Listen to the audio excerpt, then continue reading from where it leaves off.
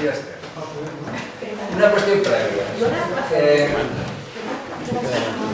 A veure, teniu que triar i s'haurien de posar d'acord i m'expliquen. En principi, jo havia preparat el que se me va demanar era parlar del tema de formació del professorat, quina formació per a aquest professorat de qualitat o ensenyament de qualitat. Resulta que María Ángeles, que tenia que parlar de l'ONCE, no ha vingut.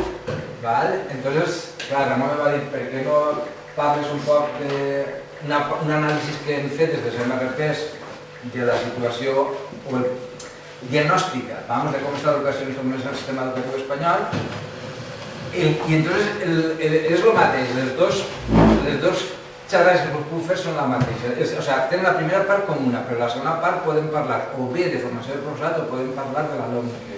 I entonces vull que trieu, perquè tots no se'n pot fer. A veure, què vos interessa més? Parlar de formació professoral, quin model de formació professoral, com tindríem que fer això per a buscar una educació de qualitat, que per cert a la LOMCE no es parla res, o entrem a la LOMCE perquè estem sensibilitzats en el tema de la LOMCE i volem saber com està el pati i com està la cosa. Formació. Sí, formació? Pues ara, esperem que anem ara.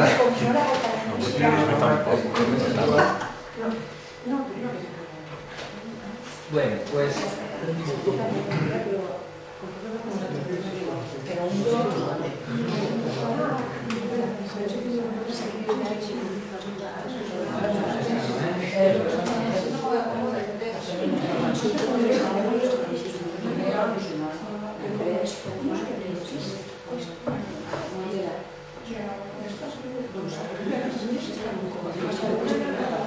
Pues a ver, anem allà.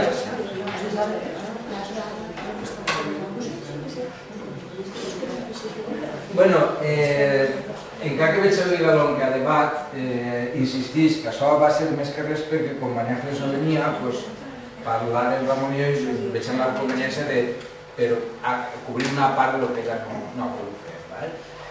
I clar, el primer que ens plantegem, una prèvia, perquè com abans parlant que si despertes d'això que sentim la veritat molt mal, a veure, dir-vos que res, que jo soc un profe d'aula, com qualsevol altra persona, evidentment, i que l'únic que tinc de punt fort, sí que tinc dos punts forts.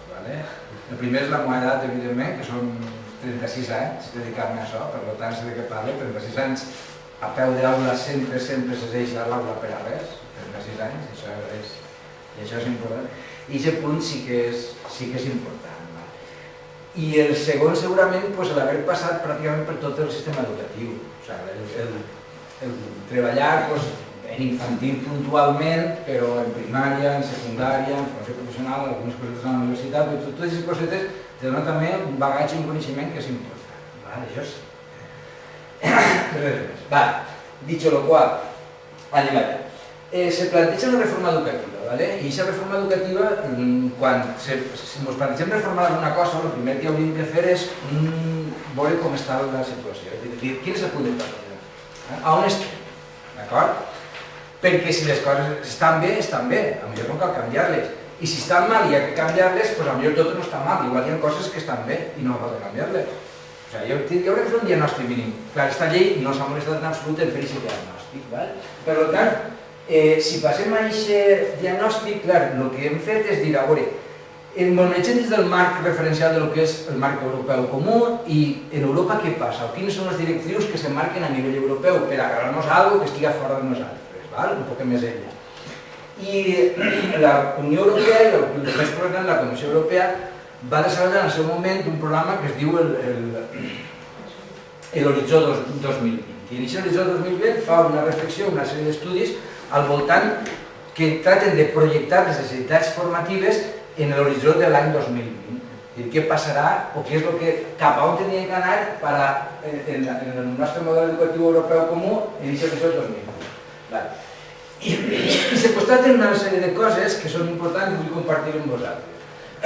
El primer, se parla de que se planteja com a tres grans metaobjectius o grans objectius El primer seria un creixement intel·ligent, que seria basar-se en la innovació. Després, creixement sostenible, en la idea d'evitar l'exclusió social, és a dir, allò de que grans sectors de la població poden quedar exclosos del sistema, i creixement integrador buscant una major cohesió social, evitant aquestes grans diferències entre persones que tenen molt i persones que no tenen res. Són tres grans macroobjectius que se marquen i que és la línia en la que suposa que tindríem que anar. I per altra banda, fica l'accent en els canvis tan accelerats que estem vivint. Canvis tan accelerats que ens porten a dues grans reflexions. La primera, us diu ahir, que el 30% de les professions actuals no existiran en l'any 2020. I això és greu, perquè vol dir que en un mes estem formant professionals que quan arribi el 2020 no poden treballar en la professió en la qual es formen. D'acord? I per altra banda, el 25% de les persones que actualment estan estudiant, quan arribi el moment d'entrar en la vida activa, en l'inici del 2020, se veuran obligades a canviar diverses vegades al llarg de la seva vida, però no hi ha d'especialitat, no, de professió. El qual ens obliga a plantejar-nos un model formatiu molt més polivalent, a qüestionar el que estem fent fins ara, que segurament no anem. I això ens dona arguments a lo que són els moviments de renovació pedagògica i el nostre plantejament, que després compartirem amb vosaltres en la segona part de la xerrada en el model de formació, que plantegem i plantegem això. D'aquest context educatiu europeu també es ve tot el que s'està parlant ara i que segur que la LOE impulsa i que ha replegat per mandat europeu i perquè se ho creuen, que és el tema de l'educació per competències. L'educació per competències que, com tantes coses, se quedaran en els papers, però realment veureu com al final passarà la moda i no se desenvoluparà com se tenen que desenvolupar ni s'arribarà on se té que arribar. Vull dir-vos també que el tema de l'educació per competències és molt antic. La formació professional l'hem tingut ja de sempre l'hem tingut necessàriament, perquè el professional té que ser competent en la seva feina. El que passa que ja d'alguns anys cap així i la ideologia neoliberal intenta portar aquests paradigmes economicistes al món educatiu. Poquet a poquet van clavant-los, com per exemple abans, quan Marc estava parlant, parlava, algú ha dit alguna cosa d'usuaris i de clients, i això és un debat antic, no? Som usuaris de l'educació o som clients? El client és una cosa i l'usuari és una altra. Si sou usuaris que tindré dret a una cosa. Si sou client, si pagues tens i si no, no tens, com a client. Llavors hi ha unes coses que són molt, molt, molt perilloses. I en aquesta línia, clar, de les competències arriba també, és el mateix. És a dir, anem a aplicar tot el tema d'educació per competències a l'ensenyament. Perfecte. Nosaltres també hem volgut la cara positiva de l'educació per competències, a pesar de tot, perquè l'educació per competències està molt bé. El que passa és que, clar, el tema està en el següent. Quan parlem d'educació per competències, i estic parlant de lo que, perquè això inicialment ve de la OCDE, després passa a la Unió Europea, i la Comissió Europea ho arreplega i ho reflecteix, i l'Estat espanyol ho arreplega també, o el sistema educatiu espanyol ho arreplega també, i la LOE ho contempla. Però, clar, fixeu-vos, quan parlem de competències, tenim que tenir en compte que hauríem de parlar de competències, competències personals, aquelles que me permeten a mi créixer com a persona, me donen estratègies i habilitats per a l'autocreixement i el poder ser capaç de jo conèixer a mi mateixa i relacionar-me en el món en el que visc. Competències socials, que són les que permeten aquesta interacció amb les altres persones i me permeten relacionar-me convenientment. Per exemple, tot el que hem parlat abans del tema de plurilingüisme, entraria dins d'aquestes competències socials perfectament. D'acord? Però després estarien les competències professionals, aquelles que me faciliten a mi, m'habiliten, me faculten per exercir una professió, un ofici determinat i soc competent en les matèries determinades. Què passa? Que normalment quan parlem de competències se solen, el que són competències socials i competències personals se solen minimitzar i normalment sempre les competències professionals. O sigui, no estan dimensionades proporcionalment. Diríem que una formació correcta seria aquella que dimensionava les tres per igual, però no és això el que s'entendeix. I això és el que passa quan parlem, per exemple, de competències bàsiques en el sistema educatiu. Ahí teniu les competències clau, per exemple, competències clau, perquè no heu de parlar de competències clau, però competències bàsiques que diguem nosaltres, que són més o menys que les conegueu, que no vaig ara insistir sobre elles, però que són les que ens permetrien d'alguna manera la intersecció entre les tres esferes de competència, les que possibilitarien que jo pugui desenvolupar qualsevol de les tres. Per remarcar un poc més el tema de les competències, perquè queda un poc més clar, perquè quan parlem de competències, perquè la LOE arriba a parlar de competències, sí que parla de competències. El tema és què entenen allí, què s'entenen per competències i què entenen nosaltres per competències, o què hauríem d'entendre per competències. Mireu, clar, tradicionalment hem parlat sempre del saber, i sempre se'ns ha dit, jo quan era xocotet, i inclús avui en dia també se'n man d'això, de que la gent pregunta, diu, això per a què m'aprofita? Jo això per a què ho vull? Doncs per a saber, perquè el saber m'ocupa lloc, i quan més saps és millor. Clar, però això és un discurs un poc buit que no té massa sentit, que, bueno, si m'ho diu que no ho provaré, però jo no acabe de bruixar de saber. El saber per si sola no té ningú sentit. El saber pren significat quan s'aplica per a saber fer coses concretes. Entonces, quan pren la seva autèntica dimensió. Si tu saps una cosa i la saps aplicar i saps fer en funció dels teus sabers, és quan pren rellevància i pren significació. Estem acostant-nos al concepte de competències, però encara no és suficient. Ens falta un tercer escaló. I el tercer escaló és el que normalment s'obvia, el que s'obvia sempre, que és, el saber me serveix per a saber fer, però el saber i el saber fer me té que servir per a saber ser i per a saber estar. Per a saber ser persona, conèixer-me a mi mateixa, això que diguem l'autoconeixement personal, realitzar-me com a persona, i saber estar i conviure en societat, en l'altra gent. Perquè si jo sé molt i sé fer molt, però no sé ser una bona persona en uns valors determinats i no sé estar en societat, doncs realment no són una bona persona. Enteneu el que vull dir? No pot ser un gran investigador, un gran professional, un gran no sé què, però si li falla el tercer escaló, realment la persona no és competent. Perquè només sí, pot servir per enllaçar en un laboratori i treballar de forma, però per l'aprenentatge de la gent no, perquè no saps ser i no saps ser. D'acord? Clar, això ens obligaria a parlar d'una metodologia determinada. Això no se pot fer de qualsevol manera. D'acord? I això vol dir que, clar, ja tenim que plantejar termes que després ho vaig explicar i no vaig encarar. Però termes com interdisciplinaritat i globalització, metodologia investigativa, treball per projectes, metodologia dialògica, que en l'algun que pressupost no se parla per a res. Bé, un altre dels grans problemes que ens troba l'educació, però no d'ara de sempre, ja de molts anys, és el desfasament que n'hi ha en l'evolució, o sigui, com evoluciona la societat i com evoluciona el món educatiu. L'escola evoluciona molt lentament, l'escola va a pas de tortuga, la societat va hiperaccelerada. Un exemple clar d'això és el tema dels iPhones, dels BlackBerry i tota la història. La moda de les escoles és prohibir-les, prohibir totalment no sé què, quan això és una ferramenta pedagògica i didàctica de primeríssima. És una llàstima. Si vas a l'alumne una ferramenta potentíssima. Una altra cosa és l'ús que se faça d'ella, evidentment. Però això se diu valors, el saber ser i el saber estar.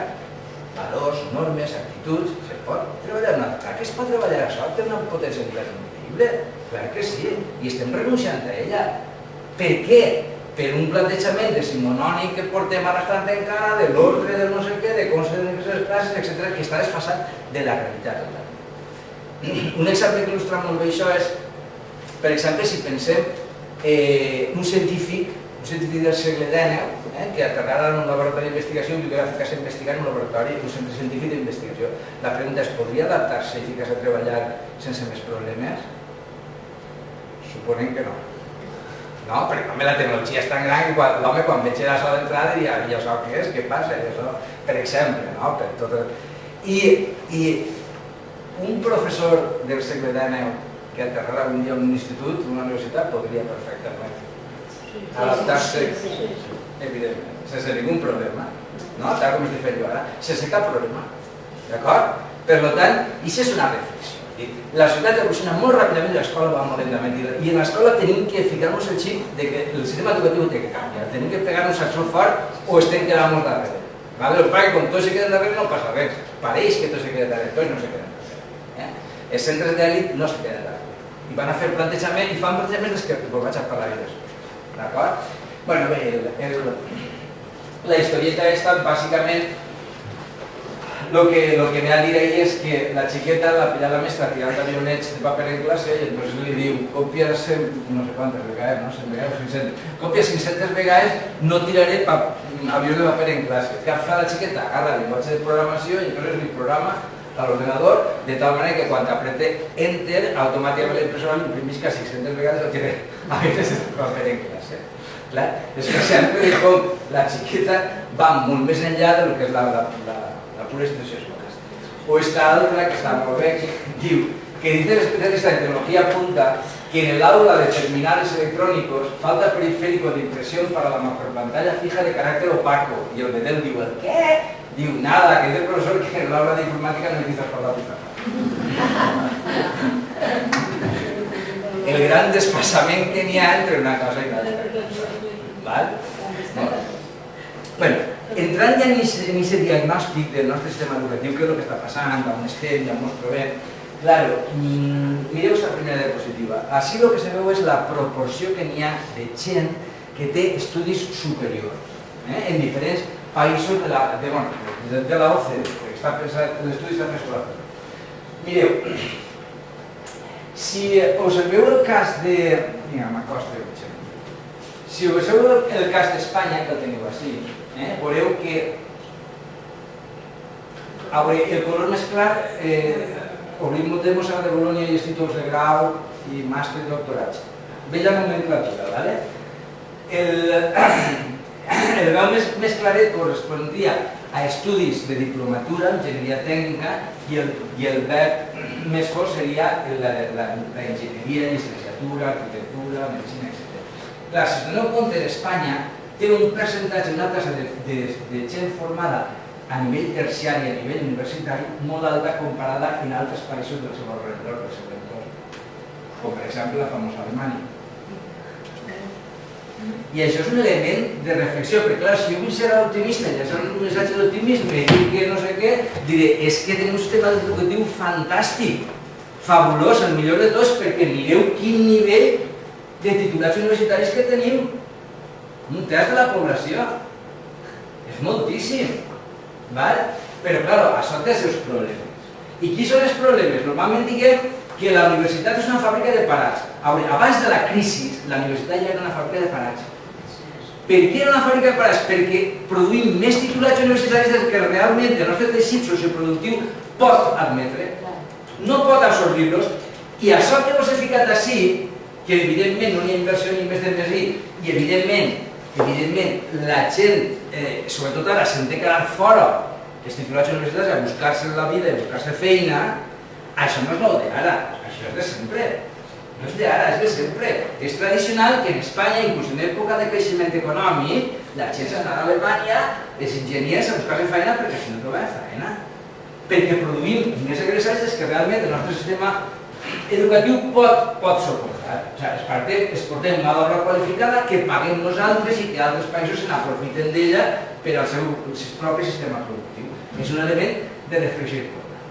Però, clar, esta és la gran lacra, este és el nostre gran problema, és la cara i la creu. Estem anant d'extrema a extrema, hem anat a un guapo bonic i ja anem al lleig, anem als infers, del cel baixem a l'infern, sense passar per purgatori. Tasa d'abandono o fracàs escolar. Per cert, en nomenclatura de la Unió Europea el que s'entén com a fracàs escolar, perquè normalment tenim un error conceptual, gent que abandona prematurament el sistema educatiu entre els 18 i els 24 anys, gent que arribarà als 24 anys encara no haurà tret la seva titulació d'educació secundària, en estudis d'educació secundària. I ahí sí que nosaltres, evidentment, no ens han posat la palma. Està clar. Però, igual que Ramon abans ha comentat alguna coseta d'on venim nosaltres, de quin altre ell parlava, de determinats països se parla molt bé i tal, però, clar, d'on venen els seus sistemes educatius i d'on venim nosaltres? Nosaltres d'on venim? Venim del franquisme. Nosaltres, clar, fins l'altre dia, com que diu, no hi havia obligatorietat ni siquiera per als estudis d'educació primària. No podem comparar-nos en altres països. Però, en definitiva, aquest és el nostre problema I sí que, i això és el que d'alguna manera se va utilitzar o s'està utilitzant i és la base de la reforma. L'actual reforma educativa de la LOMQE se basa en això, precisament, de dir, com volem combatre aquest alt percentatge de fracàs escolar, el que anem a fer és fer una nova llei educativa. Dius una altra cosa que no l'he comentat abans. Per què Alemanya veu ahir que tenia proposament a nosaltres menys titulats universitaris? Perquè té molt més titulats de nivell intermedi que nosaltres. És a dir, gent que són tècnics i tècnics superiors ne tenen moltíssim més que nosaltres, però és que és lògic. Si penseu en la piràmide productiva, dalt de tot fa falta poca gent, al mig més gent i baix de tot més gent. És que és lògic en aquest sentit. I nosaltres no passa al revés. Produïm molta gent dalt i molta gent baix i al mig no tenim suficient gent. Per això la gent d'FP normalment quan acaba s'ha trobat feina amb prou facilitat. I tenim una FP de prestigi que funciona i que la gent troba feina. D'una altra manera, en Europa en general, de cada 3 alumnes que fa secundària, 2 fan FP i 1 fa batxillerat. En Espanya és justament al revés. De cada 3 alumnes que estudian secundària, 2 fan batxillerats, o directament a la universitat, i tan sols 1 fa formació professional. Això és una deficiència que tenim i una carència que tenim. Bé, para mesurar l'estat de la qüestió, la qualitat del sistema educatiu, com funcionen les coses, d'uns anys per aquí segur que ha entrat la moda de fer les famoses avaluacions internacionals o proves internacionals. Veurem com està la qüestió en diferents països. És a dir, si l'economia de mercat està basada en la competitivitat i en el competir i en córrer i marquita l'últim i a veure qui arriba al primer i a veure qui arriba a l'últim, doncs aquest virus es tracta d'inculcar-lo un poquet al sistema educatiu de diferents països per manejar aquesta competitivitat i a veure qui és més i a veure qui és menys. No oblidem que les persones per naturalesa són competitives i ho portem dins de la sang, això és de veres, tenim a la competència. I aquesta competència és aprofitada i d'alguna manera el que hi ha darrere de tot això és un intent claríssim de fer negoci en el món de l'educació. L'educació i la sanitat és un pastís de diners molt gran a escala mundial que en moltíssims països és públic i si se privatitza pot significar moltíssims diners i moltíssims ingressos. Entonces hi ha gent que això ho ha estudiat, però a més tal qual. I el que ens parla d'això és el senyor que vaig ahir, el Pasi Schauber, que és un poquet l'ideòleg des de Finlàndia, l'ideòleg que està darrere de tot el milagre educatiu, finès i tota la història, és l'Álvaro Marchesi d'Espanya, els meus pares, que és, per si no conegueu, un poquet el pare de la doxe i de tot el plantejament constructivista i totes aquestes idees tan innovadores. Bé, hi ha una sèrie de proves internacionals, i nosaltres anem a parlar ara de l'informe PISA. Les dues primeres són pures i dures, estan basades en avaluar coneixements conceptuals, purs i durs, sense més. Saps o no saps? El que saps, sense ningú altres matisos de res. L'informe PISA és, diríem, el menys mal de tots, i és el que intenta veure també altres elements. Va fer un estudi d'una altra manera, però ja ho veieu ahir, és un programa dedicat a avaluar el nivell de competències o de coneixements de l'alumne. Bé, l'informe PISA, abans d'entrar en ell, situem-lo, se desenvolupa entre els països de l'OCDE, vol dir 32 països més desenvolupats en l'escala mundial, s'avalua als estudiants, es fa cada 3 anys, el darrer va ser en 2012, però ara està en fase de publicació, d'estudi, anàlisi de publicació, no tenim encara els resultats, per tant, ens hem basat en el 2009. Se fa alumnes de 15 anys, en Espanya participaran l'any 2009 25.000 alumnes i el País Valencià no va participar perquè Fondemora no va voler que participara. El mapa és este és el mapa de participació, la bandera espanyola.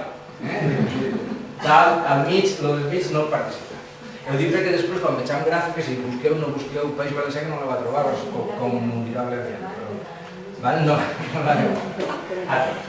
Mireu, participaren 33 països de l'OCDE, que esteu ahí, països més desenvolupats del món, però com el virus s'escampa, Doncs 32 països més s'associaren per participar en aquest informe. Volien també que aquests alumnes foren avaluats. Volien participar en la carrera, però qui es quedaven en aquesta carrera? La competitivitat que volien. Una altra cosa, veureu que n'hi ha ciutats. Una ciutat no la podem comparar a un estat, no és comparable. Igual, després diguem Espanya i Madrid. Doncs no, Madrid, evidentment, per lògica, traurà uns resultats molt per damunt que la mitjana que s'ha posat ara en Espanya. Està claríssim. D'acord? Bé, este seria el resultat global absolut, tinguent en compte només nivell de coneixements i competències. Absolut. Corea seria... Ahir dalt teniu la mitjana de l'OCDE, teniu Xangai com a primer, però no ens val com a referent perquè és una ciutat, d'acord? Però el que millor resultats que hauria de tot seria Corea, que dirigeix una puntuació absoluta de 539 punts. Ara doncs desmenuzarem en què costa tot això. Per tant, si a Corea li fiquem un 10, la mitjana de l'OCDE en 493 punts seria un 9,1. I Espanya, que trau la puntuació, no igual, Espanya la treu allà, en 481 punts seria un 8,9. I això ja ens dona un més clar. Si sou profes o futurs profes i sabeu de què va la pel·lícula, jo voldria que algú m'explicara on està el gran desastre entre... O sigui, quina diferència entre treure un 8,9, un 9,1 o un 10? Quina és la diferència? On està el gran desastre de l'educació? A algú li interessa fer veure que és un desastre. Que no podrem més. A algú li interessa fer veure que és un desastre. Però el desastre realment no existeix. Per contra, si mirem la despesa en educació per alumne, la mitjana de l'OCDE en $5.916 representaria una nota d'un 6,3. Suïssa, que és el que més inverteix, $9.348, seria un 10, i Espanya en $4.274 seria un 4,5. Ahí sí que suspenem claríssim. Conclusió, abans de desmenuzar el que anem a desmenuzar. Conclusió, que en menys recursos obtenim millors resultats. Si ponderem les dues coses, resulta que hi passem fins a Corea. Claro, home, si ponderem. Tu quins recursos me dones? I això jo què faig? Claro, perquè en aquest llenguatge que estan trasladant del món econòmic al món educatiu, doncs ells comencen a parlar, per exemple, d'eficientisme. L'eficiència no és suficient, perquè abans la mofia, estem matant mosques a canonades. Si tu mates una mosca a una canonada, això és eficaç, sí, perquè has matat la mosca, però no és eficient, perquè has gastat una bala de canó que val un pastor per matar una mosca. Quan t'agarres, jo què sé, un diari i pegues així i ja està, i sense gastar-les l'has matat. I això és més eficient, d'acord? I es parlen d'eficientisme, això que diuen sempre de hacer más con menos. Bueno, pues nosotros no hacemos más con menos, mira. Somos profesionales. Mira que bé. Molt bé. Bé, si seguim afonant, l'informe PISA se composa de quatre parts o quatre proves. Normalment en mitjans de comunicació i el que se publicita per ell, el que ells per ell són aquestes tres. La quarta és la gran desconeguda, que després us parlaré d'ella, d'acord? La primera, aquesta és comprensió lectora, competència matemàtica i competència científica. La barra roja seria Espanya, al costat teniu alguns països, comparativament, però el que ens interessaria seria agarrar la mitjana, la línia roja que marcaria la mitjana del que seria l'OCDE. Si us doneu compte, estem sempre tocant la mitjana. Tampoc és que estiguem allà no sé què, estem sempre tocant la mitjana. Però, clar, tornem a fer el mateix davant. Dic, cultura matemàtica, Corea 646 és un 10, Alemanya 613 és un 9,3, Estats Units en 483 és un 8,9 i Espanya en 483 és un 8,8. Ho vegeu on està el desastre? Ho vegeu? Tot depèn de com dimensionem les coses i com les representem. D'acord? I inclús de com manipula aquesta informació, perquè no és igual que jo fiqui uns països que fiqui uns altres. Jo puc jugar en la informació que fiqui, perquè no estan tots els països. I en l'escala o magnitud que utilitza, i en la projecció de la gràfica. Puc jugar en 1000 coses. Cultura científica, Finlàndia 638 seria un 10, és el número 1. Alemanya 620, un 9,3, Estats Units seria un 9 i Espanya seria un 8,9. I això és el gran fracàs, això és el gran desastre de la nostra educació. I és el gran desastre. Enteneu? No és igual dir-ho així que dir-ho que Espanya està a 16 punts per baix d'Alemanya en no sé què. 16 punts? Perdona, sobre quants? De què estem parlant? Enteneu? Vale. Aquestes coses ja que veurem. Bé, seguim avant.